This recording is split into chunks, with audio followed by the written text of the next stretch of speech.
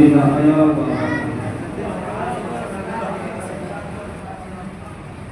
نحمده ونصلي على رسوله الكريم أما بعد أعوذ بالله من الشيطان الرجيم بسم الله الرحمن الرحيم إن الدين عند الله الإسلام صدق الله العظيم صدقنا رسوله النبي الأمين المجيد المبين المعطي الكريم ونحن على ذلك من الشاهدين والشاكرين والحمد لله رب العالمين إن الله وملائكته يصلون على النبي يا أيها الذين آمنوا صلوا عليه وسلموا تسليما اللهم صل على سيدنا شفيعنا مولانا محمد بارك وسلم صلوا عليه الصلاة والسلام عليك يا رسول الله صلى الله تعالى عليه وسلم মজা সবাইকে কেরাম বেলাদারে ইসলাম পবিত্র কালামুল্লাহ শরীফের পেজে একটি আয়াত তেলাওয়াত করেছি আমার আল্লাহ বললেন ইন্নাদ দীনা ইনদাল্লাহিল ইসলাম নিশ্চয় আমার মনোনীত ধর্ম বসনীয় ধর্ম হচ্ছে ইসলাম ধর্ম প্রিয় মুসলমান এই ইসলাম ধর্মকে বাঁচাবার জন্য হযরত ইমাম হুসাইন রাদিয়াল্লাহু তাআলা আনহু কারবালার সরজমিনে শহীদ হয়েছিলেন বাবা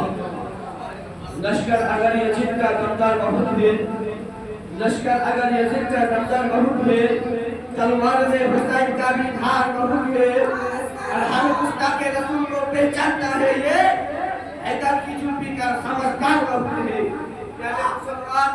हजरत इमाम हुसैन রাদিয়াল্লাহু তাআলা আনহু ইনাকে কারবালার সরজমিনে শহীদ করেছিলেন এ মুসলমান হযরত ইমাম হুসাইন মদিনার কিসের জন্য ছেড়ে মক্কা গিয়েছিলেন যারা আছে আপনারা জীবনে অনেক শুনেছেন যত সত্যি পারবো আপনাদেরকে বোঝাবো এ মুসলমান হযরত আমিরে মুয়াবিয়া তিনি একজন সাহাবী রাসূল ছিলেন এই হযরত আমিরে মুয়াবিয়া যখন ইন্তেকাল করলো এ মুসলমান ওই গদিতে যেন আমিরে মুয়াবিয়ার বেটা ইয়াজিদ বসে গেল আর যখন গদিতে ইয়াজিদ বসে গেল সঙ্গে সঙ্গে ইয়াজিদ যেন চিঠি লিখলো একটা চিঠি পাঠালো মদিনায় একটা চিঠি পাঠালো কি বলে আপনার মনকে সামনে এইরকম করে জায়গা জায়গা চিঠি পাঠালো মদিনায় একটা চিঠি পাঠালো চিঠিতে যেন ওই টাইমে মদিনার গভর্নর যিনি ছিলেন তিনার নাম হলো হযরত ওয়ালিদ বিন উকবা ওয়ালিদ বিন উকবা তখন মদিনার গভর্নর ছিলেন চিঠি যেন চলে আসলো মদিনার গভর্নরের হাতে যখন গভর্নরের হাতে চিঠিখানা চলে আসলো চিঠিতে কি লেখা ছিল যে এই মদিনার গভর্নর ওয়ালিদ বিন উকবা শোনো প্রথমে লেখা আছে যে আমার পিতা হযরত আমিরে মুয়াবিয়া ইন্তেকাল করেছে কথাটা পড়ার পরে সঙ্গে সঙ্গে এই মুসলমান কথাটা পড়া ক্লিয়ার হলো তারপরে লিখেছে আমার পিতার ইন্তেকালের পরে মদিনাতে আমি বসেছি আর তোমার দায়িত্ব যে মদিনা নগরে তিনজনের নাম যেন লিখেছে বাবা এই তিনজনের নামের মধ্যে একজন এক নম্বরে দিয়েছে হুসাইন ইবনে আলীর বেটা হুসাইন তারপরে আপনার বলেছে আব্দুল্লাহ বিন উমরের বেটা আব্দুল্লাহ বিন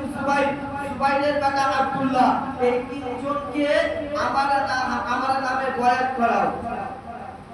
এই ওয়ালিদ বিন উকবা জানো বলে আল্লাহ এই ইয়াজিদ তো হচ্ছে একেবারে নাপাক মানুষ ইয়াজিদ তো বড় গাদ্দার মানুষ হুসাইন তো ইয়াজিদের হাতে মুরিদ হবে না হুসাইন তো ইয়াজিদের হাতে বয়াত হবে না আমি জানি তবুও যখন চিঠিটা এসেছে একবার হুসাইনকে একবার বলেন বাবা লম্বা বানিয়ে শর্ট করলাম হুসাইনকে ডেকে পাঠানো হলো ইমাম হুসাইন আসলেন আসার পরে যেন সমস্ত ঘটনা বললেন হুজুর প্রথমে আপনাকে সালাম হুজুর হযরত আমিরে মুয়াবিয়া তিনি ইন্তেকাল করেছেন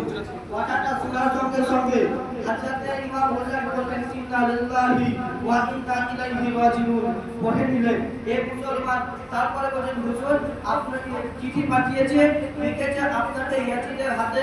বয়াত গ্রহণ করতে হবে আমার ইমাম হুসাইন না করে দিলেন আমি জানো ওই তার হাতে আমি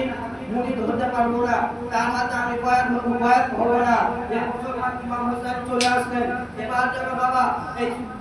যে বাবা মদিনা শহরে ইমাম হুসাইনের থাকা বাবা কঠিন হয়ে গেল বাবা ঘটনা শর্ট করছি আমার ইমাম হুসাইন যেন মদিনাকে ছেড়ে দিবেন বাবা মদিনাকে ছেড়ে দিয়ে মক্কা শহরে চলে আসবেন রাতের বেলা আমার ইমাম হুসাইন যেন নবী মুস্তাফা গাওসাইয়ের হাজির নবী মুস্তাফা রাজায় হাজির বলে ইয়া রাসূলুল্লাহ ইয়া হাবিবাল্লাহ নবী গো আমি আপনার নাম স্যার হোসেন এসেছি না আমি সেই হোসেন এসেছি না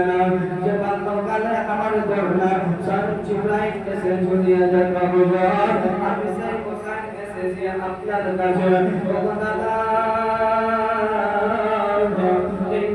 মদিনা শহরে থাকা আমার বড় কঠিন হয়ে গেছে না এই মদিনা শহরে থাকা বড় অসম্ভব হয়ে গেছে না ভগবানা আজকে আমি সকালবেলা মদিনা ছেড়ে আমি যেন মক্কা চলে যাব না আপনি এসেছে আপনার সাথে হযরত আবু বকরকে সঙ্গে করে নিয়ে আমি যাব আহলে বাইতের লোকদেরকে সঙ্গে করে নিয়ে ভগবানা আপনি এসেছে হযরত আলীকে বিছানায় শুইয়ে দিয়ে মক্কা থেকে মদিনা আর আমি হুসাইন যাব মদিনা থেকে মক্কা আমার একটা বেটি 11 বছরের বেটি যার নাম হলো সুগরা এই সুগরাকে আমি এই মদিনায় রেখে যাব না বেলাদার যার হোক আমি বলছি ওকে দাও না আল্লাহ থেকে আসসালামু আলাইকুম ওয়া রাহমাতুল্লাহ